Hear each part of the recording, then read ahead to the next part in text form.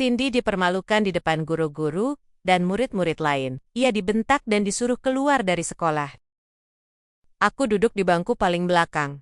Seperti biasa, di ruang kelas 3 SMA Negeri 1 Cibitung, aku selalu menjadi bayangan tidak pernah jadi pusat perhatian, kecuali saat ada yang ingin mengejekku. Aku Cindy, siswi yatim piatu yang tinggal bersama pamanku di sebuah rumah petak sederhana di pinggir kali dekat TPA sampah. Rumah itu hanya selebar 3 meter dan sedalam 5 meter, dibangun dari triplek dan seng bekas. Bau amis sampah sering menyusup masuk lewat celah-celah tembok, tapi itu sudah cukup untuk kami. Paman bekerja sebagai pemulung, mencari plastik, kardus, besi tua dari pagi hingga malam. Ia tidak tamat SD, tapi ia punya hati yang begitu besar. Setiap hari, ia pastikan aku bisa sekolah, meski harus memakai baju seragam yang sudah terlalu kecil dan buku-buku pinjaman dari perpustakaan sekolah.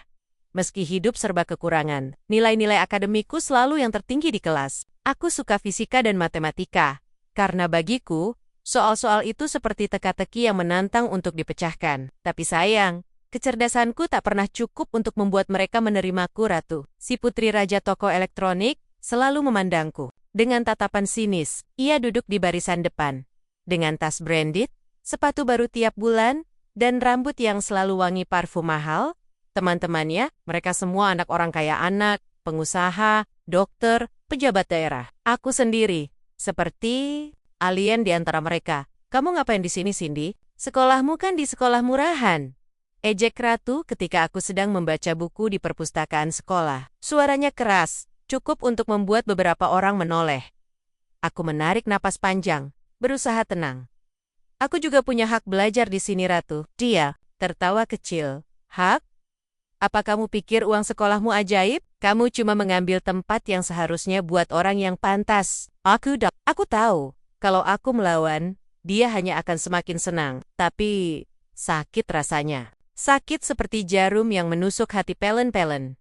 Kepala sekolah, Pak Rizky, juga tak pernah ramah padaku. Bahkan saat upacara bendera, aku selalu dipindahkan dari barisan utama ke barisan cadangan, hanya karena sepatuku bolong. Padahal, aku datang lebih awal daripada banyak murid lain. Suatu hari, saat aku baru saja menyelesaikan ulangan harian fisika dan mendapat nilai sempurna, Pak Rizky berkata, "Jangan sombong, Cindy. Nilai tinggi belum tentu hasil kerja sendiri. Jangan-jangan kamu nyontek." Semua murid tertawa. Aku hanya bisa menunduk, tapi di dalam hati, aku berbisik, "Aku akan tunjukkan pada kalian. Aku bisa lebih baik tanpa perlu mencuri apapun." Setiap sore, setelah pulang sekolah, aku langsung menuju warung internet untuk mengerjakan tugas-tugas tambahan. Kadang Bu Ani, guru bahasa Indonesia, memberiku referensi buku Olimpiade. Dia satu-satunya guru yang pernah benar-benar percaya padaku. "Cindy, kamu punya potensi besar. Jangan biarkan omongan orang lain merusak masa depanmu," katanya suatu hari. Aku tersenyum kecil. "Terima kasih, Bu." Di tengah kesulitan itu, aku tetap bersekolah, tetap berusaha. Meski kadang air mata jatuh di atas buku tulisku, aku tetap menulis. Karena aku tahu, satu-satunya cara keluar dari lingkaran kemiskinan ini adalah dengan pendidikan, dan aku yakin, suatu hari nanti, aku akan berdiri di panggung yang sama dengan mereka yang dulu merendahkanku. Hanya saja, kali ini, aku akan berdiri lebih tinggi. Aku tidak pernah membayangkan hari itu akan menjadi awal dari mimpi burukku. Awalnya biasa saja seperti hari-hari lain di sekolah ini. Aku masuk kelas pukul 7 pagi, seperti biasa, dan langsung duduk di bangku belakang sambil mengeluarkan buku catatan. Udara pagi cukup segar, tapi entah kenapa rasanya ada sesuatu yang tidak nyaman hari ini. Ratu datang dengan langkah mantap. Rambutnya disanggul rapi, parfumnya menyengat. Di tangannya tergantung kalung emas tipis, berbentuk liontin. "Bintang." Dia menatapku sesaat sebelum duduk. Aku mencoba tak memperhatikan. Aku sudah tahu kalau dia tidak suka padaku. Siapa yang bisa menyalahkanku? Aku hanya murid miskin yang selalu jadi juara kelas. Tapi kali ini beda. Ini bukan lagi soal ejekan atau tatapan sinis. Ini tentang fitnah yang bisa menghancurkan hidupku. Jam istirahat pertama tiba. Aku sedang duduk sendirian di kantin kecil sekolah, menikmati nasi uduk sederhana yang dibuat pamanku pagi tadi. Tiba-tiba terdengar teriakan dari arah loker. "Kayla, hilang." Aku yakin banget aku taruh di loker. Aku mendongak. Semua orang mulai berkerumun. Suara itu milik Ratu. Wajahnya panik. Tapi matanya seperti mencari sesuatu atau seseorang. Beberapa guru datang. Pak Rizky sebagai kepala sekolah langsung turun tangan. Siapa yang terakhir keluar dari ruang loker? Tanyanya. Beberapa siswi menyebut namaku. Aku kaget. Aku hanya ambil buku tadi. Aku bahkan tidak menyentuh loker ratu, kataku pelan. Pak Rizky menatapku dingin. Cepat atau lambat, pasti ketahuan juga. Aku diam. Aku tidak mengerti mengapa semua mata tertuju padaku. Aku bahkan belum pernah menyentuh barang milik siapapun. Lokermu, desis ratu, tiba-tiba. Periksa loker Cindy. Pak Rizky memberi isyarat pada penjaga sekolah untuk membuka loker itu. Semua murid berdesakan ingin melihat. Dan saat pintu itu terbuka, hatiku serasa beku.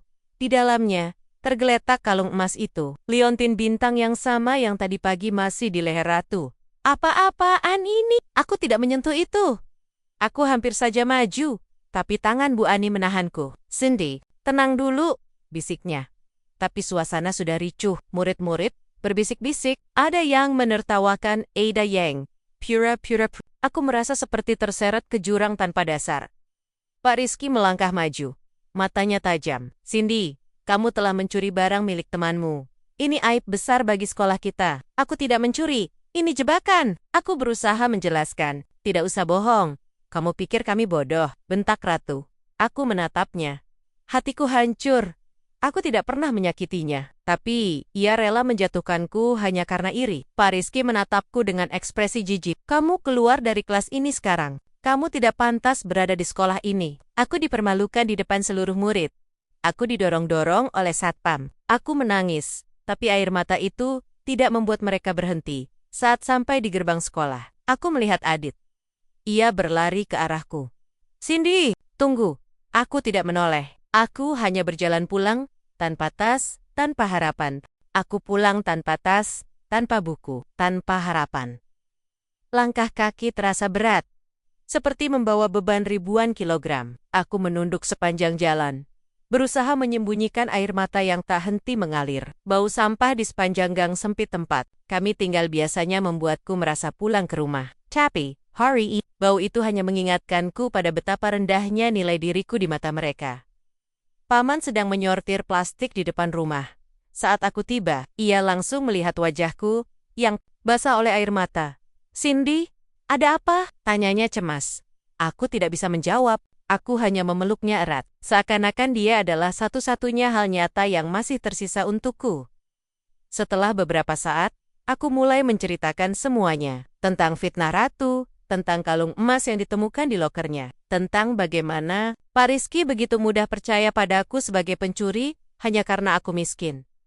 Paman dia mendengarkan, matanya berkaca-kaca, tapi ia tidak marah. Ia hanya mengusap rambutku pelan.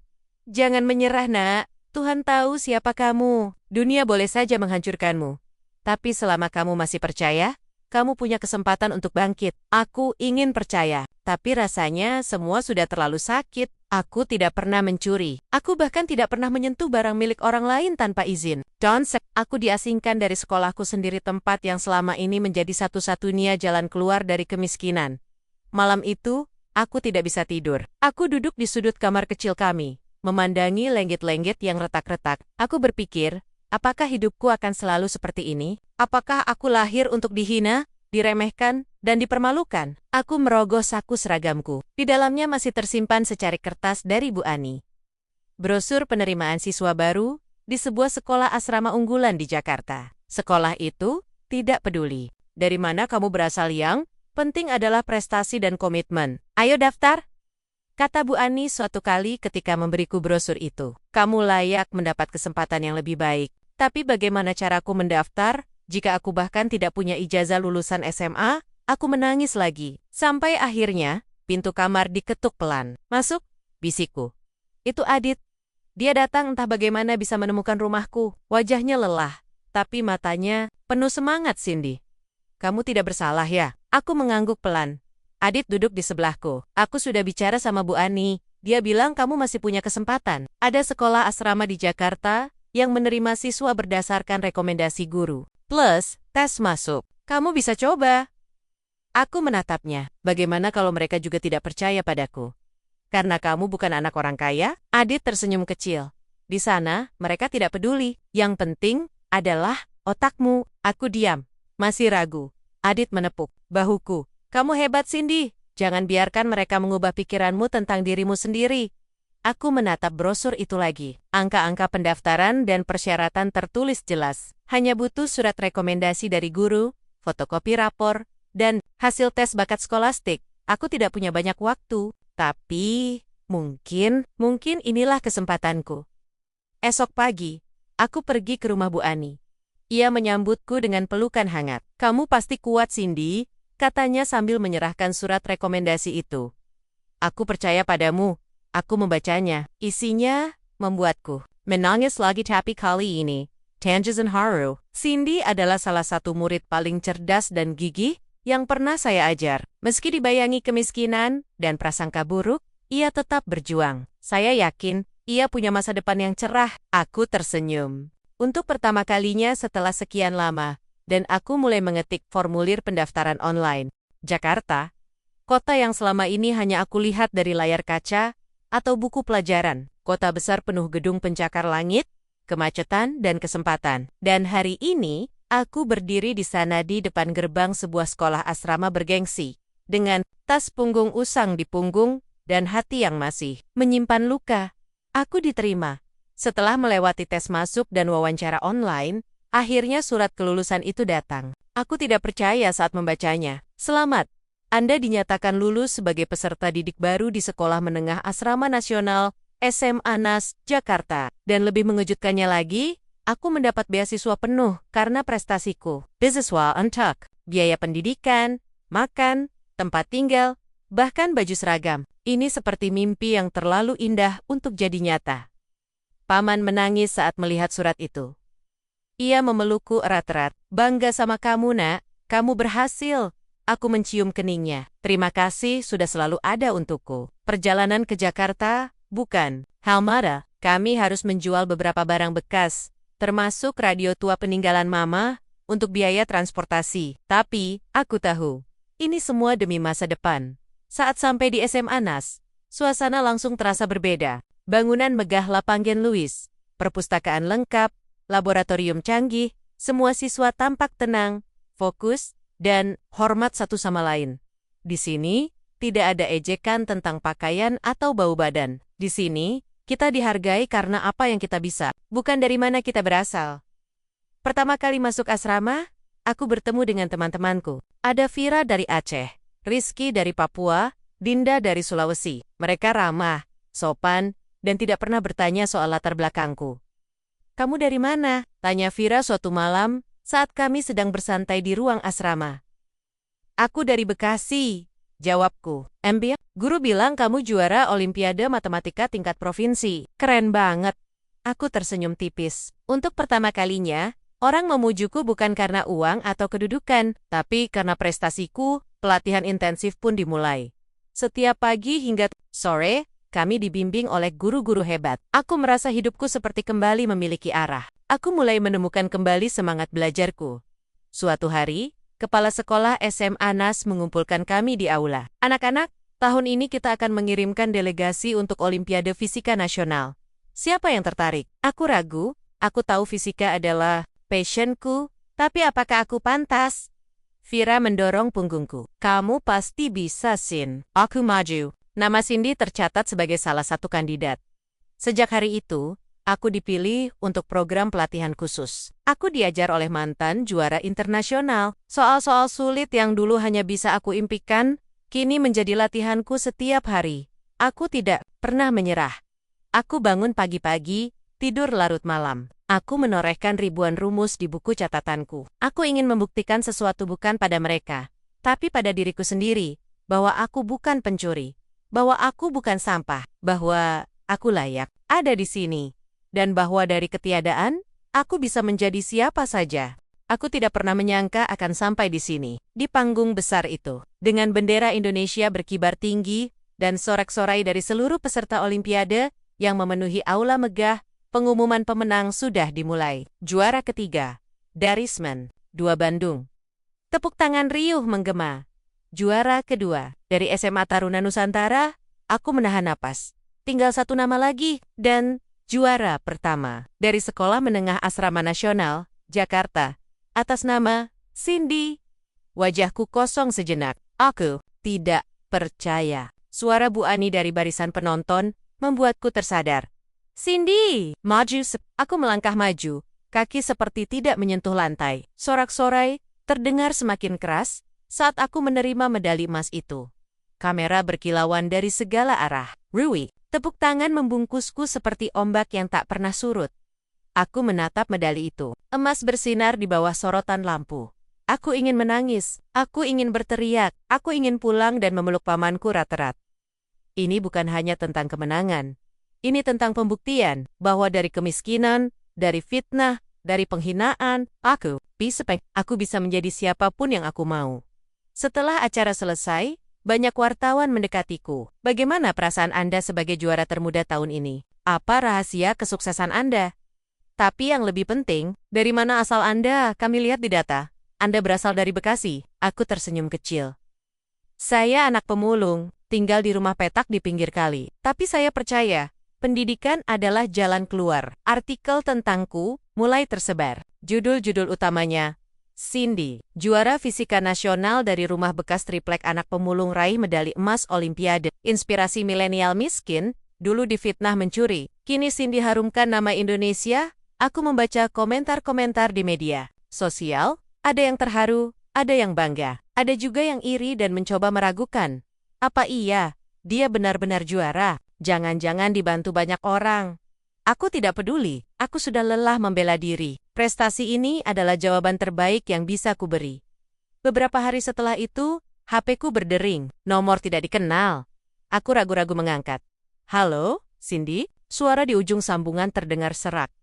Ya, ini saya. Siapa ya? Saya Bu Ani, mantan gurumu. Aku langsung tegak duduk. Bu Ani, Assalamualaikum. Waalaikumsalam, maaf baru bisa telepon kamu sekarang. Aku lihat berita tentangmu, bangga sekali. Kamu hebat, Cindy. Aku menelan ludah. Terima kasih, Bu. Tanpa bantuan ibu dulu saya tidak akan sampai di sini. Suara Bu Ani terdengar sedih. Aku menyesal tidak bisa melindungi kamu waktu itu. Seandainya aku lebih berani, tidak apa-apa, Bu. Semua yang terjadi membentuk saya menjadi seperti sekarang. Kami diam sejenak, lalu ia bertanya pelan. Apa kabar Pak Rizky? Aku kecil. Beliau, entahlah. Tapi kalau ada Tuhan, pasti dia sedang mempersiapkan sesuatu untuk beliau. Aku tidak tahu bahwa beberapa bulan kemudian, doaku itu akan menjadi nyata. Aku tidak pernah membayangkan bahwa keadilan bisa datang begitu cepat. Bahkan mungkin lebih cepat daripada yang aku harapkan. Saat itu aku sedang sibuk mempersiapkan diri untuk Olimpiade Fisika Internasional di Bangkok. Aku baru saja selesai simulasi ujian ketika ponselku bergetar. Ada notifikasi dari media sosial. Judulnya membuatku langsung menegakkan punggung. Kepala Sekolah SMA Negeri 1 Cibitung ditangkap atas kasus korupsi dana BOS. Aku mengklik artikel itu tanpa sadar jantungku mulai berdebar kencang. Pihak Kejaksaan Tinggi Jawa Barat hari ini menetapkan Pak Rizky sebagai tersangka dalam kasus korupsi dana bantuan operasional sekolah BOS tahun 2019 sampai 2021 dalam penyelidikan. Terungkap bahwa ia telah menggelapkan dana hingga miliaran rupiah. Bersama sejumlah pejabat Dinas Pendidikan daerah setempat, aku membacanya 2 kali. Masih belum percaya. Pak Rizky ditangkap, aku mengingat masa lalu. Saat ia mengusirku dari sekolah. Saat ia berkata bahwa nilai tinggiku pasti hasil nyontek. Saat ia menyuruh satpam mengusirku seperti sampah. Dan sekarang, dia dipermalukan di depan publik. Di depan orang-orang. Yang dulu memujanya, aku tidak merasa senang. Aku juga tidak merasa sedih. Hanya kosong, seperti jawaban dari doa-doa yang pernah aku panjatkan di bawah langit malam yang gelap. Beberapa hari kemudian, muncul lagi berita yang membuatku terhenyak. Ayah Ratu, pengusaha ternama di Cibitung, terseret dalam kasus korupsi dana BOS. Aku melihat foto Ratu di salah satu portal berita. Ia tidak lagi tampil anggun dengan tas branded dan parfum mahal. Wajahnya murung, matanya sembab. Awak media yang bertanya tentang aset keluarganya yang disita. Aku menutup aplikasi berita itu. Aku tidak ingin membaca lebih lanjut. Tapi entah kenapa, aku justru ingat kata-kata pamanku suatu kali, orang jahat tidak akan bisa bahagia selamanya. Nak, keadilan mungkin telat, tapi tidak pernah meleset. Aku masih ingat bagaimana Ratu menjebakku. Bagaimana ia dengan mudahnya membuatku diasingkan dari sekolah. Bagaimana ia tertawa saat aku menangis. Apakah ia menyesal sekarang? Apakah ia menangis sendirian seperti aku dulu? Aku mencoba menghubungi Bu Ani. Bu, saya lihat berita Pak Rizky. Benarkah? Di seberang sambungan, Bu Ani diam sejenak. Iya, Sin, dia ditahan, dan bukan hanya dia, banyak yang ikut terlibat. Termasuk ayah Ratu. Aku menelan ludah. Bagaimana kabar Ratu? Dia, hidupnya berubah drastis. Keluarganya bangkrut, rumah mereka disita. Aku dengar dia tinggal di rumah neneknya sekarang. Aku tidak menjawab. Aku hanya bisa membayangkan betapa hancurnya hatinya sekarang. Betapa dunianya terbalik seperti dulu aku rasakan. Tapi aku tidak ingin merasa puas. Aku tidak ingin menjadi seperti mereka. Aku ingin menjadi lebih baik, lebih rendah hati. Aku ingin membuktikan bahwa kesuksesan tidak harus dibangun di atas kepahitan orang lain. Setelah beberapa minggu, aku menerima surat dari sebuah yayasan pendidikan. Isinya mengejutkanku. Kami sangat terinspirasi oleh perjuangan Anda. Kami ingin memberi Anda kesempatan untuk menjadi pembicara di acara seminar motivasi nasional. Aku tersenyum. Ini adalah kesempatan untuk menyampaikan sesuatu yang lebih besar dari diriku sendiri. Untuk mengatakan pada dunia bahwa dari kemiskinan lahir kekuatan, bahwa dari fitnah lahir keteguhan, dan bahwa siapapun dari latar belakang apa pun bisa menciptakan masa depan yang mereka impikan selama mereka tidak menyerah. Aku tidak pernah menyangka akan bertemu Ratu lagi. Bukan di sekolah, bukan di acara prestisius, tapi di pasar tradisional kecil tempat. Aku sering membeli sayuran untuk pamanku saat libur semester. Saat itu, aku sedang memilih tomat bersama Bu Yati, penjual sayur langganan kami. Aku mendengar suara cekcok di dekat lapak ikan. Suara itu familiar. Maaf Bu, saya hanya ingin beli sedikit saja. Udah, kalau nggak punya uang, jangan sok belanja. Aku menoleh. Di sana, berdiri seorang gadis dengan pakaian lusuh, dan rambut yang dulu selalu wangi, kini tampak kusam dan tak terurus. Wajahnya masih sama tapi matanya penuh penyesalan. Itu Ratu. Aku diam sejenak. Ingin rasanya aku berlari pergi, tapi sesuatu mengatakan padaku untuk tetap tinggal. Ratu melihatku. Matanya melebar. Ia langsung mundur selangkah. Cindy, bisiknya pelan. Aku tidak menjawab, hanya menatapnya. Bu Yati yang biasa ramah, langsung menyadari situasi tegang ini. Kamu kenal dia? Tanyanya padaku. Aku mengangguk pelan. Dulunya, teman sekolah. Bu Yati memberiku pandangan prihatin. Lalu berkata pada Ratu, kalau kamu benar-benar butuh, nanti aku kasih sayur ini. Tapi jangan ganggu orang lain. Ratu mengangguk cepat. Terima kasih, Bu. Aku mulai berjalan pergi, membawa plastik, belanjaan. Tapi langkahku tertahan ketika ia menyusulku. Cindy, tunggu. Aku berhenti, tapi tidak menoleh. Maafkan aku, katanya gemetar. Aku tahu, tidak ada kata maaf yang bisa menebus apa yang sudah aku lakukan. Tapi, seenggak, menyesal. Aku akhirnya menoleh, menatap matanya. Aku melihat penyesalan yang tulus. Aku juga melihat kesedihan yang dalam. Apa yang membuatmu menyesal? Tanyaku pelan. Ratu menanduk. Segalanya. Hidupku hancur. Rumah kami disita. Ayahku dipenjara. Ibuku pergi. Aku harus tinggal di rumah nenekku, yang jauh dari Cibitung. Semua orang yang dulu suka padaku, sekarang malah menghindar. Aku diam mendengarkan. Aku merasakan apa yang kamu rasakan dulu. Diasingkan, diremehkan, dipermalukan. Hidup tanpa harapan. Aku tahu sekarang, betapa bodohnya aku. Aku menatapnya. Hatiku terasa sesak, bukan karena dendam atau amarah, tapi karena rasa iba. Kamu mencuri masa depanku dengan fitnahmu. Tapi ternyata, Tuhan lebih tahu. Dia mengambil semua yang kamu miliki, dan memberimu waktu untuk berpikir ulang. Ratu menangis. Aku ingin memperbaiki diri. Aku ingin kuliah di universitas negeri. Aku ingin bangkit, tapi aku tidak tahu harus mulai dari mana. Aku napas panjang. Lalu aku berkata, pelan tapi tegas. Mulailah dengan menjadi rendah hati. Jangan iri dengan prestasi orang lain. Jangan sombong dengan materi. Dan jangan pernah lagi menzalimi siapapun demi harga diri palsu. Aku menyerahkan sebagian dari belanjaanku padanya. Ini untukmu. Semoga hari ini menjadi awal baru. Ratu dengan mata berkaca-kaca. Ia ingin berkata sesuatu, tapi tidak sempat. Aku sudah berjalan pergi. Di tengah riuh pasar, Langkahku mantap. Hatiku ringin. Sepertinya, untuk pertama kalinya, aku benar-benar telah memaafkannya. Dan aku yakin, aku tidak perlu balas dendam untuk membuktikan bahwa aku hebat. Karena kehebatan bukanlah tentang meruntuhkan orang lain, tapi tentang tetap tegak, meski dunia mencoba menjatuhkanmu. Aku tidak pernah menyangka, cinta akan datang lagi. Setelah semua luka, fitnah, dan penghinaan yang aku lewati. Rasanya mustahil ada seseorang yang benar-benar menerimaku apa adanya. Tapi ternyata, ada. Adit. Saat pertama kali ia membantuku di gerbang sekolah waktu itu saat aku dipermalukan dan diusir oleh Pak Rizky, aku hanya melihatnya sebagai teman baik, orang yang peduli. Tapi semakin hari, kehadirannya bukan hanya memberiku dukungan, tapi juga harapan. Setelah aku pindah ke Jakarta, kami tetap menjaga komunikasi. Melalui pesan singkat, telepon, bahkan surat-surat tangan yang ia tulis sendiri. Ia selalu menyemangatiku, selalu bertanya kabarku, selalu mengingatkanku bahwa aku tidak sendirian. Suatu hari, saat liburan semester pertama di universitas baruku, ia menjemputku di stasiun bus. "Kamu masih ingat jalan pulang?" tanyanya sambil tersenyum. Aku tertawa pelan. "Jelaslah, Rama Pak, cuma 5 menit jalan kaki dari sini. Kami berjalan bersama. Seperti biasa, ia membawakan tas belanjaanku. Seperti biasa, ia bercerita tentang hal-hal lucu di sekolah lamaku. Tapi kali ini, ia terdiam sejenak. "Cindy, kamu percaya nggak kalau ada orang yang sudah mencintaimu sejak lama, tapi baru berani bilang sekarang?" Aku menoleh. Matanya serius. Hatiku berdebar.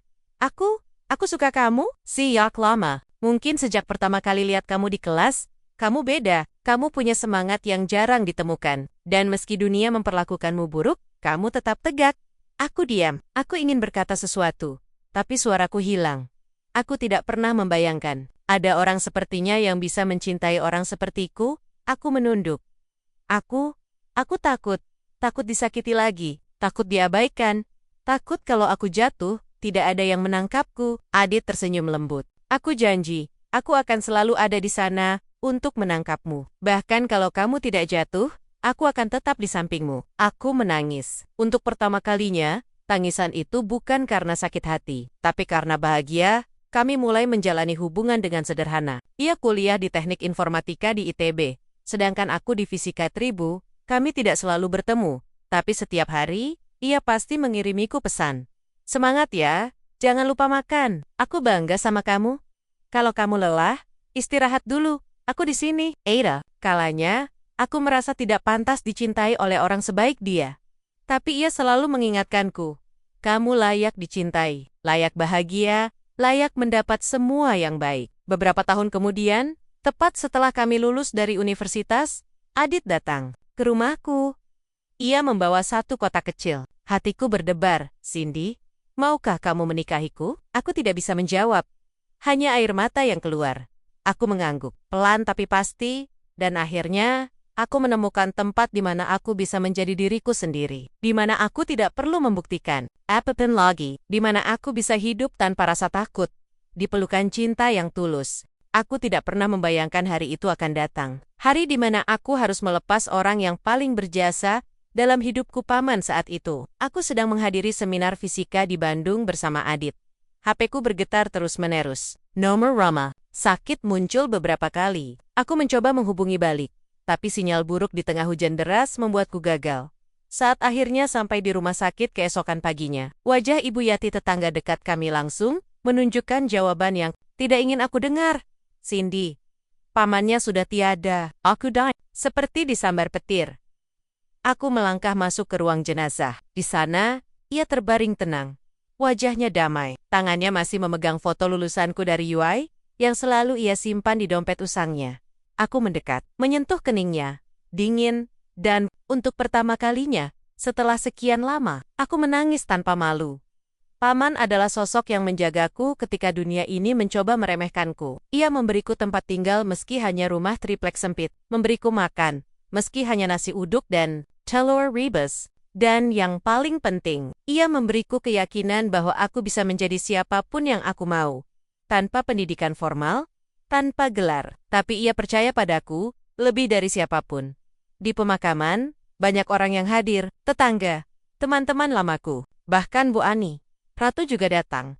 walau ia hanya berdiri di belakang dan tidak berani mendekat. Ia tahu apa yang telah dilakukan keluarganya pada paman dan aku. Setelah prosesi selesai, aku duduk sendirian di bawah pohon tua dekat makamnya. Aku membuka kotak kayu kecil yang dibiarkan paman untukku. Di dalamnya ada buku catatan lama, tabungan dalam amplop plastik, dan surat tertanggal seminggu sebelum ia meninggal. Untuk Cindy tersayang, aku tidak tahu sampai kapan aku bisa menemanimu, tapi janji satu hal, jangan pernah berhenti berjuang. Kamu lahir dari ketiadaan, tapi kamu punya jiwa besar. Aku percaya, suatu hari nanti, kamu akan menjadi inspirasi banyak orang. Jangan lupa asalmu. Jangan lupa bagaimana rasanya lapar, haus, dan gunakan itu sebagai kekuatan, bukan dendam. Selamat berjuang, nak. Aku bangga padamu. Aku menangis lagi. Tapi kali ini, air mata itu bukan hanya karena kesedihan, tapi juga karena tekad. Aku harus melakukan sesuatu. Beberapa bulan kemudian, aku mulai menyusun rencana. Dengan bantuan Adit dan yayasan pendidikan tempat aku sering menjadi pembicara, aku mendirikan sebuah program beasiswa bernama Beasiswa Payman. Untuk anak kurang mampu tujuannya sederhana, memberikan dukungan finansial dan moral kepada anak-anak dari keluarga kurang mampu, agar bisa mengejar pendidikan mereka tanpa dibatasi oleh kondisi ekonomi. Aku menetapkan persyaratan yang tidak biasa. Calon penerima beasiswa tidak harus memiliki nilai sempurna atau latar belakang keluarga elit. Yang penting adalah semangat belajar, potensi, dan komitmen untuk membantu sesama jika kelak berhasil. Beasiswa ini menjadi sorotan media. Ada yang terharu, ada yang salut. Bahkan beberapa tokoh nasional menyatakan dukungan. Dan saat acara peluncuran digelar, aku naik ke panggung. Di depan ratusan orang, aku berkata, ini bukan tentang saya, ini tentang semua anak yang pernah diremehkan karena kondisi ekonomi. Ini tentang semua orang yang percaya bahwa dari ketiadaan bisa lahir harapan. Aku menatap foto pamanku yang terpajang besar di panggung. Lalu aku berkata, selamat ulang tahun, Paman. Ini adalah hadiah darimu untuk dunia. Aku tidak pernah membayangkan hidupku akan seperti ini. Dari anak pemulung yang difitnah dan diasingkan, kini aku duduk di panggung besar, menyampaikan pidato kepada ratusan siswa muda yang penuh semangat. Ini adalah acara seminar motivasi nasional di Jakarta Convention Center. Aku diundang sebagai pembicara utama bukan karena uang atau kedudukan, tapi karena perjuangan dan prestasiku. Aku menatap kerumunan. Anak-anak muda dari berbagai daerah. Ada yang datang dari Aceh, Papua, Sulawesi, ada yang berpakaian sederhana. Ada yang menggunakan seragam sekolah usang. Dan dalam sekejap, aku melihat diriku di masa lalu. Saat aku masih merasa kecil, tidak punya nilai, tidak punya harapan. Nama saya Cindy, kataku pelan, tapi tegas. Dan saya lahir dari ketiadaan. Ruang aula hening. Saya anak yatim piatu. Tinggal di rumah triplek di pinggir kali. Paman saya seorang pemulung. Saya sering diremehkan, dihina, bahkan difitnah mencuri hanya karena kondisi ekonomi saya. Orang di antara mereka mengangguk pelan. Sepertinya mereka mengerti, tapi hari ini saya ingin memberitahu kalian satu hal. Tidak ada batasan untuk impianmu selama kamu tidak menyerah. Aku melanjutkan cerita tentang perjalanan hidupku. Bagaimana fitnah membuatku keluar dari sekolah lamaku. Tentang bagaimana aku bangkit di SMA NAS. Tentang medali emas Olimpiade, kuliah di UI, hingga mendirikan beasiswa atas nama pamanku. Aku juga bercerita tentang Ratu. Tentang pertemuan kami di pasar. Tentang bagaimana kita bisa saling memaafkan. Meski tidak semua hubungan harus kembali seperti dulu. Dan akhirnya, aku berkata, jangan biarkan siapapun menentukan batasmu. Jangan biarkan ejekan menghentikan langkahmu. Selama kamu masih percaya, impianmu bukan mimpi kosong. Tepuk tangan riuh menggema. Beberapa peserta meneteskan air mata. Aku tersenyum. Setelah acara selesai, banyak siswa yang ingin foto bersamaku. Ada juga yang menyerahkan surat pendek. Isinya beragam, ada yang bilang aku menginspirasi mereka. Ada yang bertanya, bagaimana caranya tetap kuat saat dunia terasa tidak adil? Aku menjawab setiap pertanyaan dengan sabar. Karena aku tahu, suatu hari nanti, salah satu dari mereka mungkin akan berdiri di tempatku sekarang. Memberikan inspirasi pada generasi berikutnya. Saat pulang ke rumah, Adit menyambutku dengan senyuman hangat. Kamu hebat hari ini, katanya sambil memelukku erat. Aku tersenyum. Ini semua untuk mereka. Untuk paman. Untuk semua orang yang pernah merasa tidak punya jalan keluar. Malam itu, aku membuka laptopku. Ada email masuk dari panitia beasiswa. Assalamualaikum, Mbak Cindy, nama saya Faris. Saya baru saja diterima di program beasiswa Paman. Saya berasal dari desa kecil di Sumatera Utara. Keluarga saya sangat sederhana, tapi saya punya impian besar, menjadi ilmuwan fisika. Aku ulang kalimat itu. Lalu aku mulai mengetik balasan. Waalaikumsalam Faris, selamat bergabung. Kamu layak mendapat kesempatan ini. Saya percaya padamu. Semoga kamu menjadi cahaya baru bagi negeri ini. Aku menutup laptop dan menatap foto pamanku. Di Mayok di Sebilania. Foto Adit dan aku di hari pernikahan. Di belakangnya, foto murid-murid penerima beasiswa. Aku tersenyum. Hidupku tidak sempurna. Masih ada tantangan. Masih ada rasa sakit yang sesekali datang. Tapi aku sudah tidak takut lagi. Karena aku tahu, aku tidak sendiri. Aku punya Tuhan. Aku punya keluarga. Aku punya teman. Dan yang lebih penting, aku punya hati yang masih percaya pada kebaikan. Dan selama itu masih ada, aku akan terus berjuang. Untuk Paman, untuk diriku, dan untuk semua anak yang pernah diremehkan tapi tidak pernah menyerah.